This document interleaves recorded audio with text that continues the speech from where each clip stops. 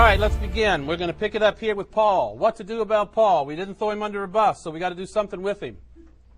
Although the bus is looking good, I hear. Let's start with our review from last week.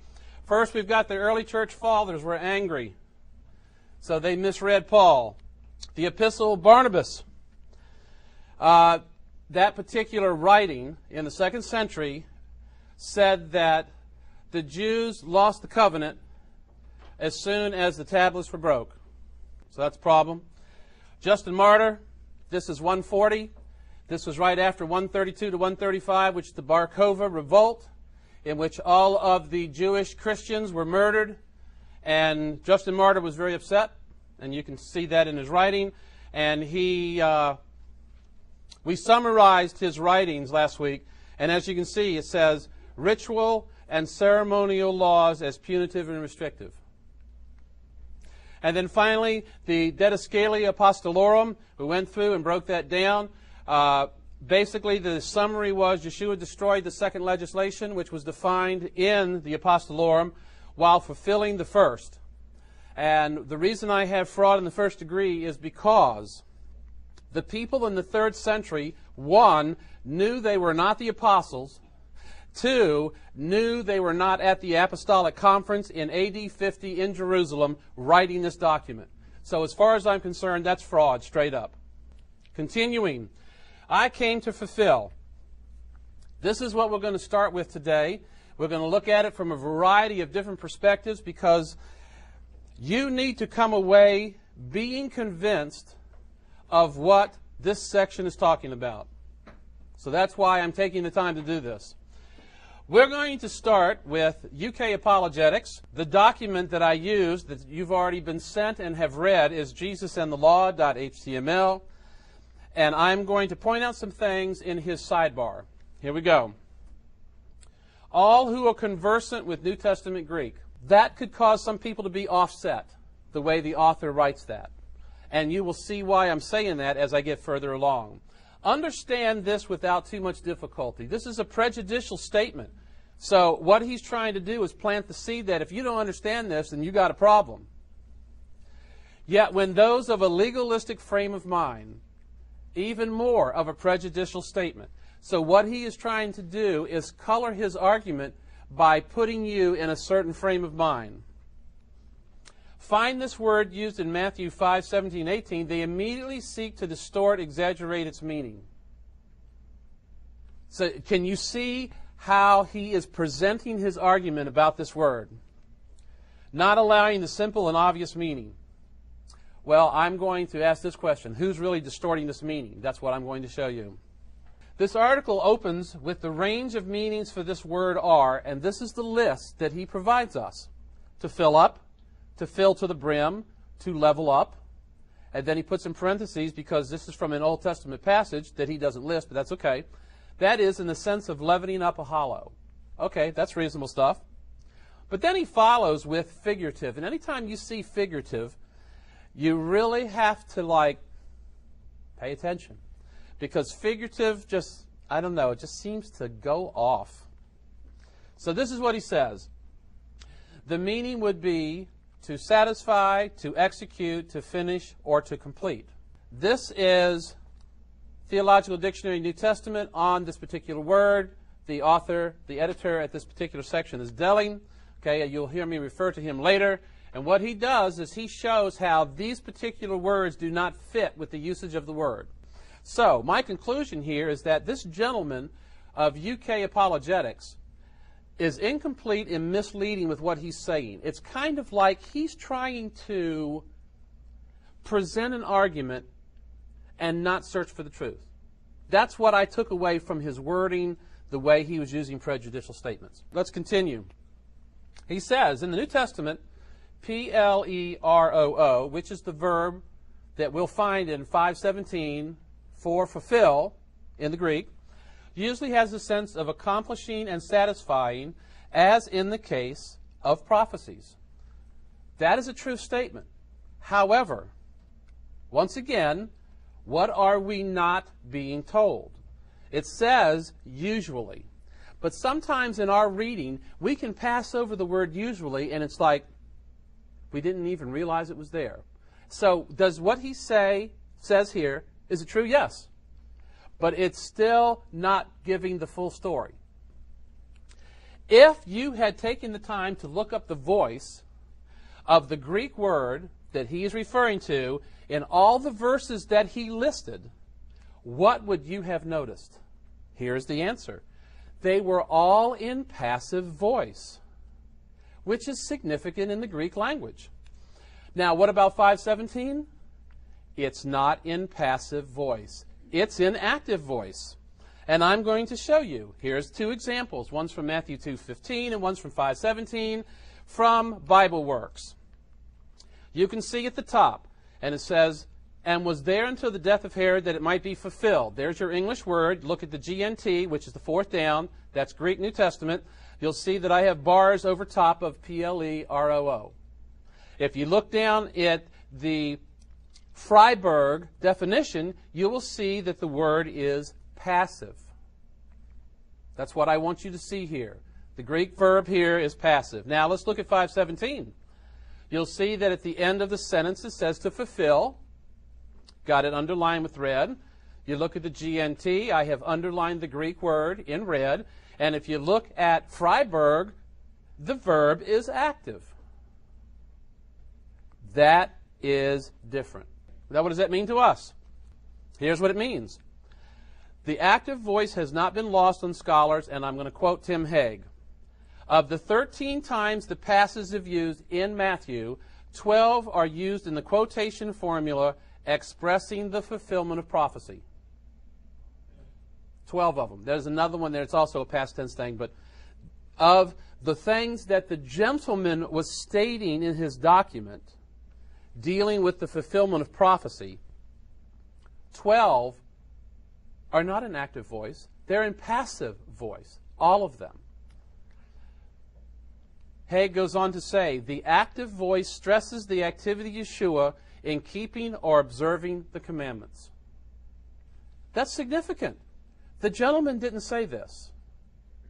So I feel like he's not giving me a full representation of what's going on here. Just saying. That's what I came away with. How do they conclude it? So we need to understand that in verse 17, Jesus is talking about the validity of the Hebrew Scriptures. He's not talking about obedience among the faithful. That's because he's trying to apply the passive to 5:17. This would be the result. It's not passive. So this result is an error. That's what I'm trying to bring out here. He concludes with this sentence. Failure to understand this point has caused much confusion. We're all familiar with that. In like manner, let's go over to what he would call a confused Protestant Christian theologian. The name of his book is Matthew on Christ and the Law. His name is Bryce Martin. This was a PhD dissertation. Matthew and Paul on Christ and the Law, compatible or incompatible theologies, which, if you remember, we're talking about Matthew and Paul. We're talking about Matthew and Paul. And we're going to, of course, I have to establish this so that I can get to Paul. But he is already undertaking it. So let's see what he says here. The view that that verb means to set forth the true meaning, to perfect, or to complete, has been criticized by McConnell, that's just another theologian, on the ground that Matthew would then have used the same word that is in Romans 10:4, translated in the KJV as Christ is the end of the law. He's saying that this would be the word that the law itself is the end. But Dilling, what did I say? Theological Dictionary of the New Testament notes that the verb is similar in meaning to, but distinguished from, the verb in Romans 10:4, because this verb characteristically refers to, and I have highlighted this and underlined it because it is so important to the point that I'm going to make later. the verb characteristically in the active voice refers to filling up of a measure. And I'm going to come back and hopefully I will remember to mention this later. But it's very important because I want you to understand that I'm not saying this. This is just another Protestant Christian theologian. This is from the book of John. As we get ready to unfold this, I need you to understand the thinking patterns of the people who would have heard and understood what Yeshua said. Therefore said some of the Pharisees, this man is not of God, because he keepeth not the Sabbath day. But what was the man really saying? Because he keepeth not the Sabbath day correctly or according to how I think it should be done. That's what he was really saying. So the ellipses is huge in that passage. But what you can see here is that the Pharisees they have a way, and if you're not doing it that way, that could be a problem. So with that in mind, let's start at 17. Stop thinking that I have come to do away. Stop thinking. People have seen him not follow the tradition of the elders in certain places, and according to their definition, that means he's doing away with the law. So he says, stop thinking that, because I haven't come to do away. Let's look at the whole verse. With the law of the prophets. Why do I have prophets bracketed? Because some textual evidence, including Hebrew Matthew, some of Hebrew Matthew, and some Greek, do not have the prophets. Now, it's insignificant as far as I'm concerned, because sometimes you'll have the law, the writings of the prophets, sometimes you'll have the law, sometimes you have the law of the prophets, and I don't think it's an issue for us, but I had to tell you that it was there. I have not come to do away with the law, but to fill it full. What did I just say about the definition that was brought out by Dilling in Theological Dictionary of the New Testament? Filling it full of what it's supposed to have. Let's continue. The Greek, kata, down, and luo for loosen. It's mainly used in the Torah and the writings for loosening and putting down of saddles and burdens of caravan pack animals. So you can see, if a person is going to interpret that, well, I can heal on the Sabbath, but the people are teaching that you can't heal on the Sabbath, you're loosening the restrictions of the Sabbath that have been established. You're not doing away with the Sabbath. You're still in the synagogue. You're still observing the Sabbath. You're still not working. But you are loosening the restrictions. Greek word is a fit. Now, Rome, number 53, that's the manuscript that's held in Rome. They have the Hebrew word for uproot, which I thought was interesting. And you'll see more of that as we go along. EB, even bone, also known as Shem Tov. It's the latest one of all. Their Hebrew word is breach or violate. Once again, not too far away from the Greek word. Let's go to verse 18. Pay attention. Or, if I was speaking with Phil's family, it would be, yo, until heaven and earth pass away as a circumlocution. Not one jot or one tittle shall pass away from the law means one cannot divide the law into parts so as to do away with a specific part. How many times have you heard, let's divide the law up into ritual, ceremonial, and moral, and we'll just keep the moral? Problem is, 18 doesn't allow that. Till all things come to pass. From where I'm sitting, quite a few things have not come to pass. Now, here's what's misleading, KJV. They put the English, F-U-L-F-I-L, as though it was the same Greek word as the last word of 17. But it's not. It's not the same word at all. It clearly means come to pass. And so sometimes our English translations, depending on the word that editorial committee chose, could cause us to think, well, I wonder if that's the same word or not, when really it's not. And it's a completely different meaning. Let's skip 19 and go to 20. You'll understand why in a moment. For I say unto you that except your righteousness shall exceed the righteousness of the scribes and Pharisees, you shall not enter. Here's my question. What does that mean? You shall not enter? Does that mean you shall enter? I thought it meant you shall not enter. Here's my thoughts. Spirit and obedience only can get you in. The reasons, 1 Corinthians 6:9, Ephesians 5:5, and Galatians 5:21 all say the same thing. If these items are in your life, you shall not inherit the kingdom. Paul is clear. Now, I'm not going to break down spirit and obedience right now. We'll see if we get around to it later. Flesh shows a lack of understanding and will keep you out. Now, I'm going to demonstrate this with Romans 10 because we've already covered it. But I'm going to go back and cover it again. Romans 10:1. What does Paul say? He desires that his brethren would be saved. That's good. I like it. I don't have a problem with that statement. But what does he say in 2? They have a zeal, but they are in pursuit incorrectly. That's what he says. Got zeal, pursuit is incorrect. 3, even more clear. Being ignorant of how God wants his children to reach righteousness, the right standing, they established their own path. And I'm going to define that later because I found some incredible Protestant Christian quotes that explain exactly what's going on. Awesome. And verse 4. Yeshua is the way for God righteousness. And this works for everyone who believes.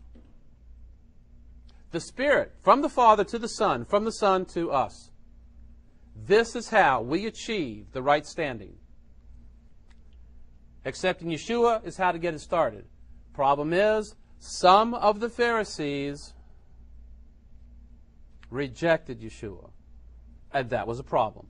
Now, yes, I know that Acts 21 says tens of thousands. And then after the prophecies came fulfilled, the destruction of the temple. In 70, a whole lot of people became that way. And then as you get to 100, you can see that the number of Jewish believers in Yeshua is growing so great that they have to conspire a way to put them all to death. Nevertheless, even though there was tens of thousands of hundreds of thousands, there were some Pharisees that rejected Yeshua as Messiah. This is the law in the Sermon on the Mount. Here is the first statement. Society, as we know it, needs specific rules. I like that. Ideally, such rules act as a restraint on evil and serve to inculcate virtuous behavior. That's a definition on page 1. Society is the better, where its laws are good and wise. And we could find passages in the Scriptures that would support that.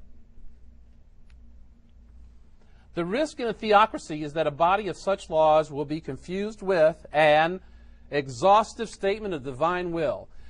The ink on the paper, known as Torah, is not the final answer. The ink on the paper will never be the final answer.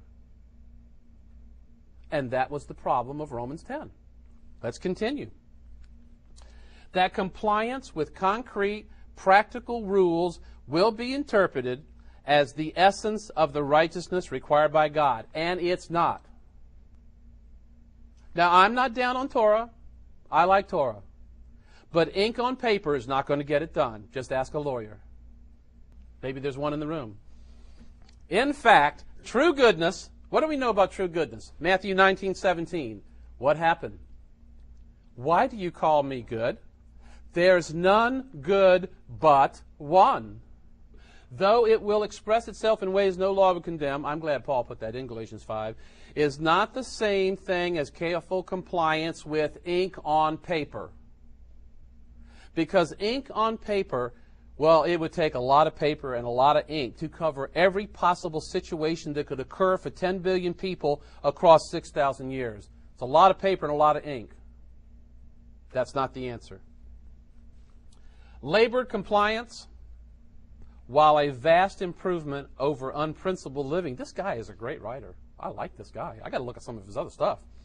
Falls far short of the spontaneous selfishness and concern for others, the uncalculating generosity and kindness, the unstinted love of God and all his creatures, which God desires to flow from his children. Why did I put non-pre-processed? We discussed this when we discussed C.S. Lewis, Rats in the Cellar. Your character always appears when you don't have time to pre-process the situation. That's the reality of it. If you've got an understanding of Torah and you can post-process it, you can make the right decision, God bless you. But pre-processing, or the lack thereof, reveals the true character of mankind. That's why I put that in there. His word was spontaneous. The early Christians, convinced that God had found it necessary, I've highlighted that because I disagree with this. the early Christians convinced that God had found it necessary to intervene in human history in an awesome way. One, did God intervene in human history in an awesome way? I think he did. But what I disagree with is that he found it necessary. And that implies to me that this was an afterthought. And I don't see the plan of redemption as an afterthought. I see the whole thing as being known by the Almighty from the beginning. But that's me. Okay, that's just me. Could only conclude that sinful humanity, that's flesh people, cannot of its own produce the goodness God desires, not even with the assistance of the divine law. Ink on paper is good. Ink on paper is not going to change your character. He continues, a tree must be good before its fruit can be acknowledged as such. People can fake fruit. That's the problem we run into sometimes. But you can't fake non-pre-processing. That can't be faked. In Paul's terms, such goodness can only be the product of a life transformed and empowered by the divine Spirit. Isn't that absolutely the case? I know. You're sitting back there and going, can you tell me something I don't know? I understand, but I have to make my case. You know how it is. Continuing this gentleman's quote. In short, the Sermon on the Mount, that's 5 through 7, does not prescribe in a concrete, comprehensive way the behavior expected of God's children. For such behavior is neither reducible to nor the straightforward result of compliance with a corpus of rules. Do you hear what I'm saying? Ink on paper. It's good as far as it goes. It doesn't go far enough. It will not change your character. And so that's why I agree with this gentleman. In some aspects, this is my opinion. I just want people to understand where I am. I think sometimes the Torah might define a minimum standard. If you're not even reaching that point, you really need to re-examine some things. All right. Rather, the Sermon on the Mount provides illustrations of the kind of attitude and action which will and must characterize those who thrill in what it means to be children of a benevolent Heavenly Father. And I'm sure that's a really excellent sentence. It wasn't how I would have ended. I would have ended on something more grandiose there. But, you know, this is true. We've got some examples, but what we have to be is far beyond the limited list of examples. Not telling you anything you don't know. Let's go back and look at Matthew 5, 17, 18, forget 19, and 20 in my translation. Stop thinking that I've come to do away with the law. I have not come to do away with the law, but to fill it full. Pay attention. The law is here to stay. Do not attempt to divide the law into parts. Everything stands until all things have come to pass. Therefore, to enter the kingdom, your righteousness must exceed that of the scribes and Pharisees. Close? Close? Okay. I liked it. All right, now let's go back to 19. Whosoever therefore shall break one of the least commandments, and shall teach men, he shall be called the least in the kingdom of heaven. But whosoever shall do and teach them, the same shall be called great in the kingdom of heaven. We're familiar with verse 19. But let's break it down as a structure. Whosoever therefore shall break, that means they don't do. And shall teach men so. Teach not to do. They don't do, and they teach men not to do. But what does it say? Whosoever shall do and teach to do. Now, what is this talking about? Yeah, I got a couple ideas. Could be talking about Bema. I don't know. It's a possibility. Probably not, but could be. I had to put it in there. Got to give it a place for discussion. It's got to be part of open discussion. Let's look at the word. This is from Greek English Lexicon of the New Testament and other early Christian literature. This is one of our heavyweights. The word was commonly used of laws or decrees which were rendered void and were therefore of no lasting consequence. That's the word used in verse 19. Yeah, that's not good. Perhaps as we walk in the Spirit, another thought of mine, but selectively observe. Then as a living epistle, our actions teach others what we believe. I don't know. I can get a little bit of mileage out of that. I think it's something we have to be aware of that exists. Let's go to Hebrew Matthew and see what those particular documents say. First, we'll start with Nestor. It says subtract, delete, cause to be lacking, which, think about it, makes more sense with verse 20. If your doing does not exceed their doing, you will not enter into the kingdom. So if you do not do, and you teach others not to do, you will be deleted. Ouch. Rome 53. He shall be legally charged in the realm of the heavens, and he shall be liable to the law. This is late. It's kind of rabbinic field, doesn't it? Realm of the heavens. This is another document that quotes Hebrew Matthew, but it's not a Hebrew Matthew, and they had deleted. And finally, EB has vaporous. I don't know. Those who don't do the law and teach others not to do the law will be like a vapor. You know, they may float away into the effervescent existentialism. I don't know. Summary. Yeshua's discussed character traits of the redeemed in 1 through 16. Think about 1 through 16. I was quite entertained at some Protestant Christian literature which said the keeping of what they want believers to do is impossible to do. By the flesh, yes. But did Yeshua do it? Well, how did he do it? By the Spirit. Hey, there's an idea. Put to an end the idea that his interpretations were setting aside of the Torah, and then in 6 examples, starting at 21, probably to 47, contrast the interpretations of the religious leaders with what was present in the Torah all along. What was present in the Torah all along, but was never brought out? Fill full. This is back to the Matthew paper. The context of 5:17 through 19 and 5:20 through 48, as we have seen, this is a Protestant Christian theologian, upholds the enduring validity of the law. Wow. In this paper, this is how he opens.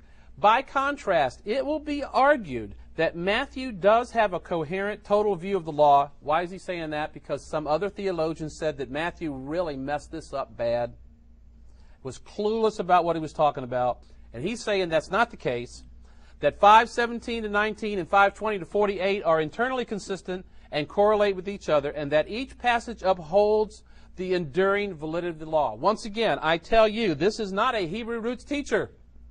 This is a Protestant Christian theologian who is part of the new perspective of understanding that Yeshua kept the Torah and Paul kept the Torah, and now we are reevaluating.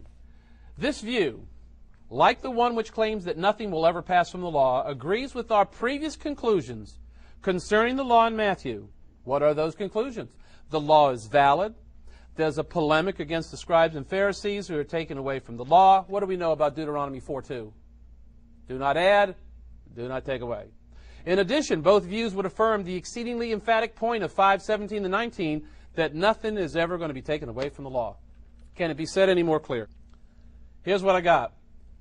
As a witness, Yeshua has emphatically restated the Torah as filled full by his teaching, doing, and the Spirit shall be in you, divine enablement, that's in John, will be ongoing even after his death and resurrection. That's what it means by until all things come to pass. Because another point that Protestant Christianity used to use was that, well, he meant that really the law would be in effect for the 3 years that he would be alive and then it would be done away with. Okay? But now they've stopped that. So that's good. This is what Yeshua said, but Yeshua is only one witness. We need 2 witnesses as a minimum.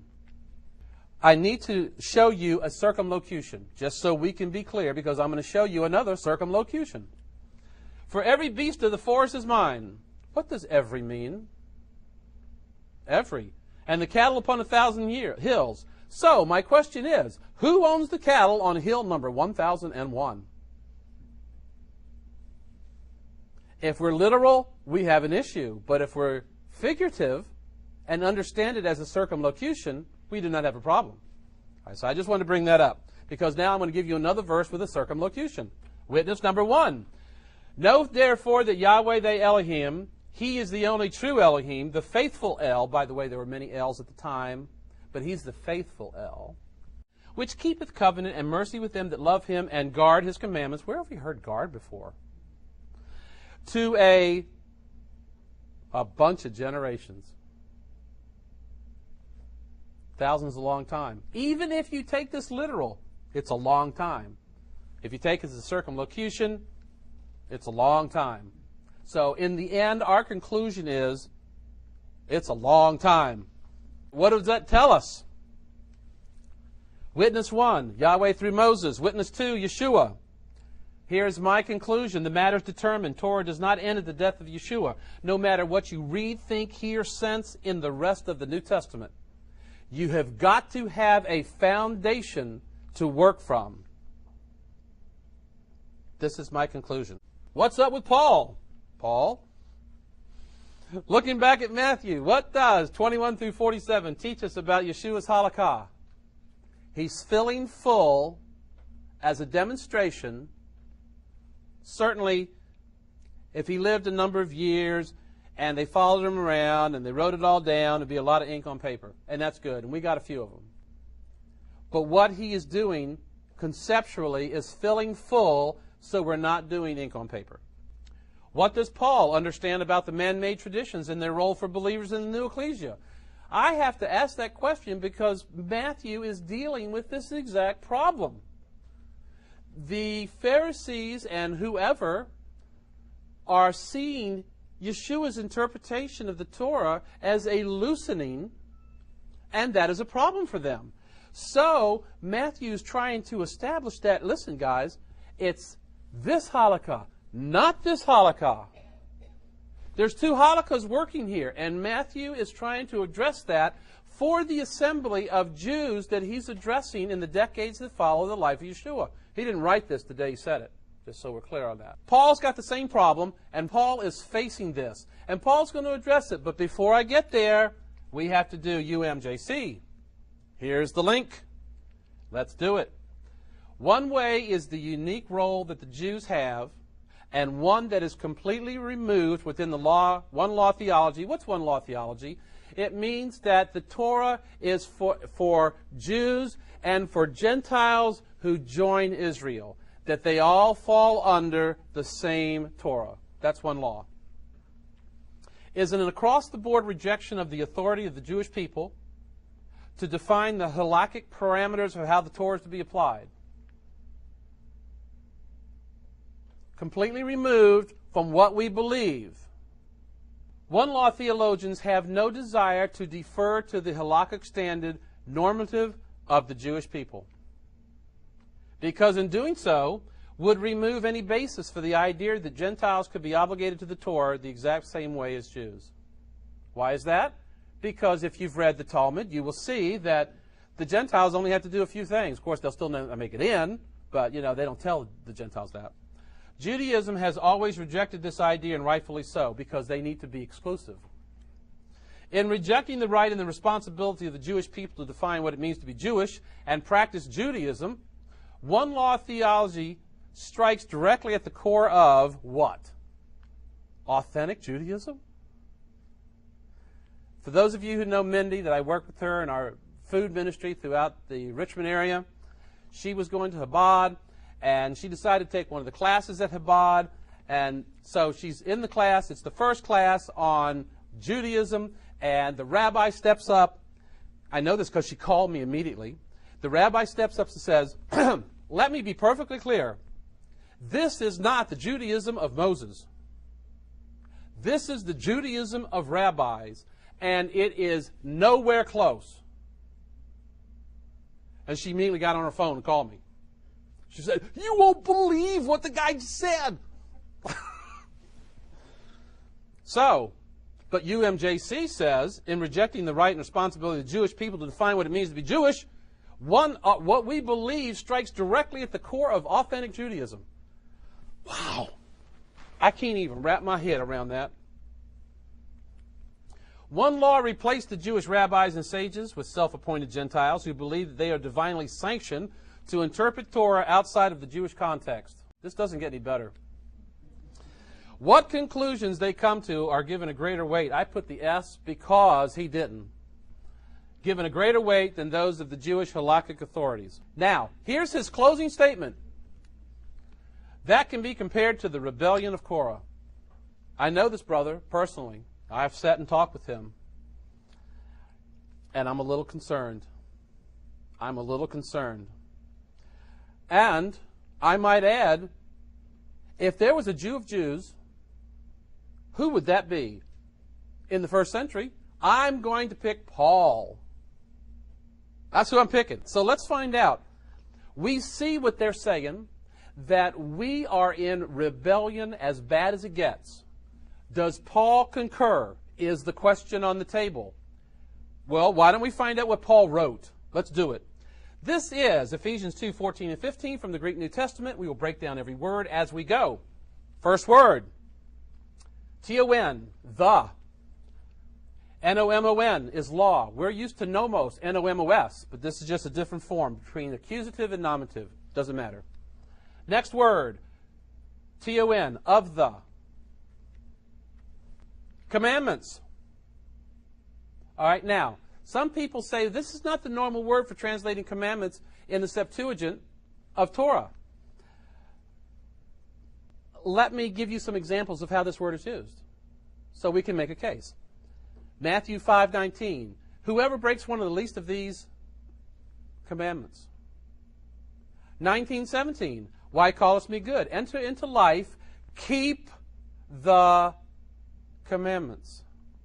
1 Corinthians 7:19, circumcision is nothing, uncircumcision is nothing, keeping the commandments of God, ellipses, is everything.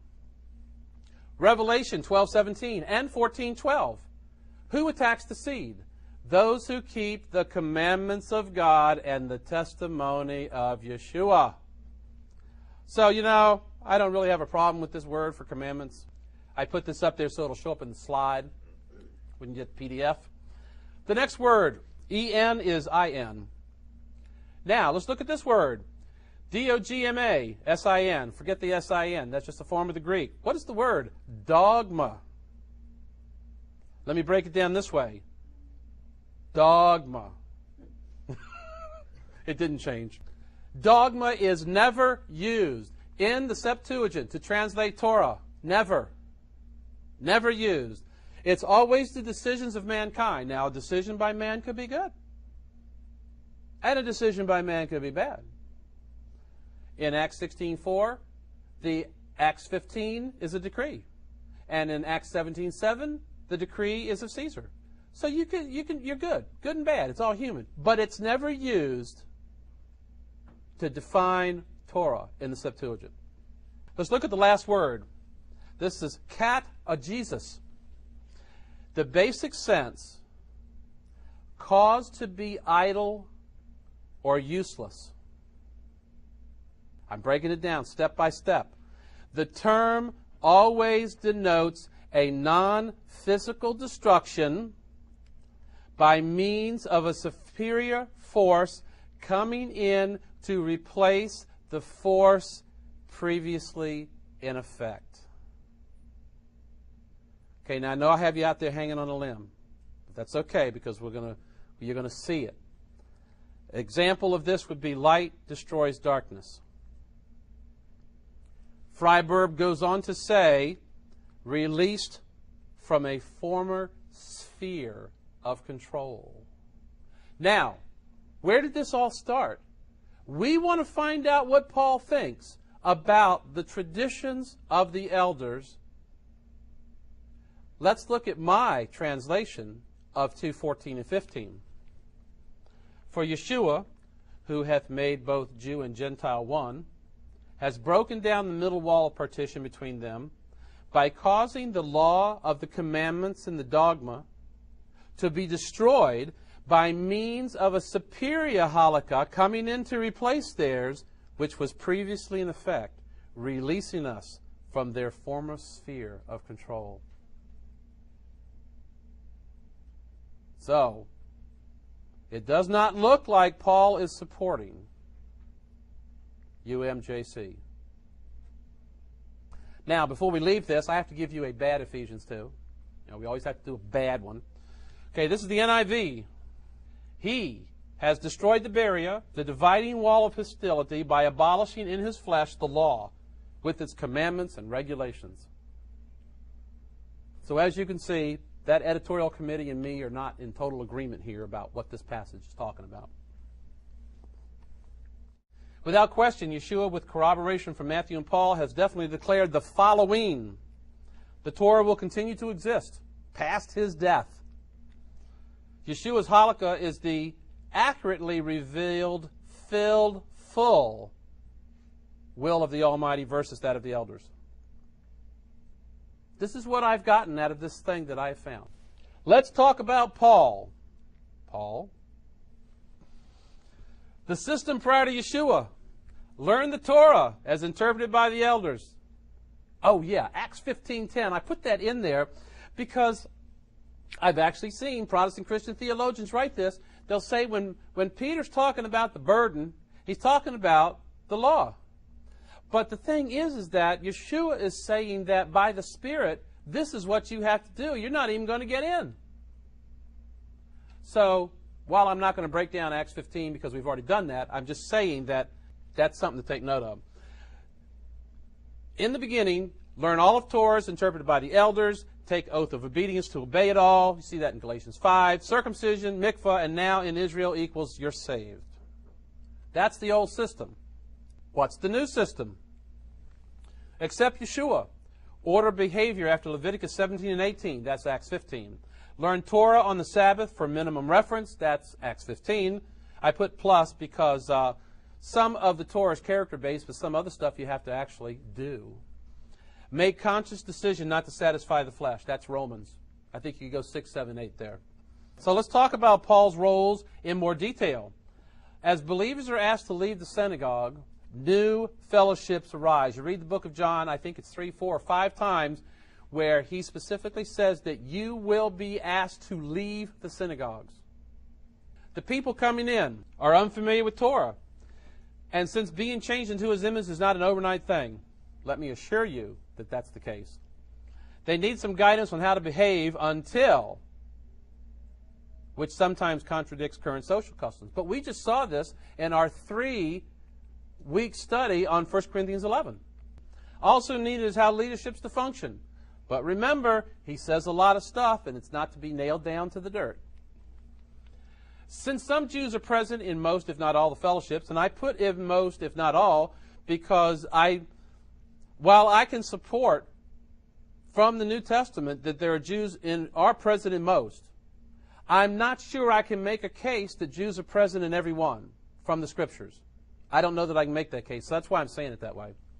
And understanding about the old traditions must be clear. Some of the old traditions violate the new stuff.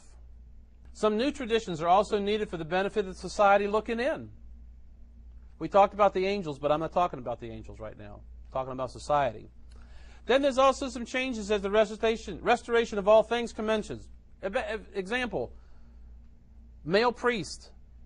Now it's priesthood of believers. That's a change. The two covenants are not identical because there are no female priests in the Levitical system. That's a difference. Paul brings that out. He also has to deal with attacks from outside false religious systems. Colossians 2 is probably Gnosticism. There's some debate about that, but it certainly does look like it. Now, what are our problems? Paul answers questions and complaints, but we're missing the first half of the discussion. How many people have ever overheard a phone conversation? That's a challenge. We lack understanding about the culture of the first century in Rome and Greece. If you haven't read history, well, that's all I'm going to say. We have to work backwards from our English to Greek to Hebrew to Aramaic, and let me assure you that is no easy task. If you're just going to read your English Bible selection, there is a good chance, maybe I should even increase that to high probability, that some things are going to be not understood correctly. We sometimes lose sight of what has been established when we come to obvious contradictions. For example, 1 Corinthians 11, 5. When a woman prays or prophesies, that requires a vocal action. But 1 Corinthians 14, 33, 34, no vocal action in the assembly. And by the way, just so you know, now that we're finishing with Paul and coming back to women, I will deal with 1 Corinthians 14, 33, and 34 in complete detail in my next meeting. And I think that will take 3 seconds. And then there's textual criticism. Now listen, textual criticism, we've been through a lot of that, and I am affected just like you are. Let me just give you one example. One of my favorite verses, though he slay me, yet will I trust him. I was really upset when I found out it wasn't there. I was like, oh man, I love that verse. But I'm okay because I got the Hebrew children. But you know, it's this type of thing. Textual criticism is here, and it ain't going away. If Paul is making sense, life is good. Of course, life hasn't been good that much recently. If something doesn't align like a clear contradiction, we need to be more diligent. Perhaps we should consider that. Do not be afraid of the school of textual criticism. Do not let the sun go down on your anger. Yeshua called Paul. James and Peter confirmed him. That's early Galatians. So we should give him a chance. Right, Paul? Moving forward, where do we go from here? Here is a profound statement. One step at a time. We've got to take each one of these things and be sure that we're given equal weight. We're evaluating the culture, the language, the TC, all of these things. Got to look at all of them. That's why we have a team of believers who are all digging this stuff out. And then we begin to come to a conclusion that's not poured into concrete. We need to enforce the holy kiss equally with all other commands of Paul. From here on out, everybody must kiss everybody else. You know, isn't it funny how we pick and choose some Paul commandments? Let's do this one. Oh, I don't want to do that one. How about a little more consistency? Develop our own chart of what we know so we have a foundation to evaluate what Paul says. I recommend that because I did that. I have my own chart, and I use it when I read Paul so that I can have a clearer understanding of what's taking place. And I'm recommending to everyone to consider developing your own chart of what you know as a foundation. It's a suggestion. Okay? So ends my presentation.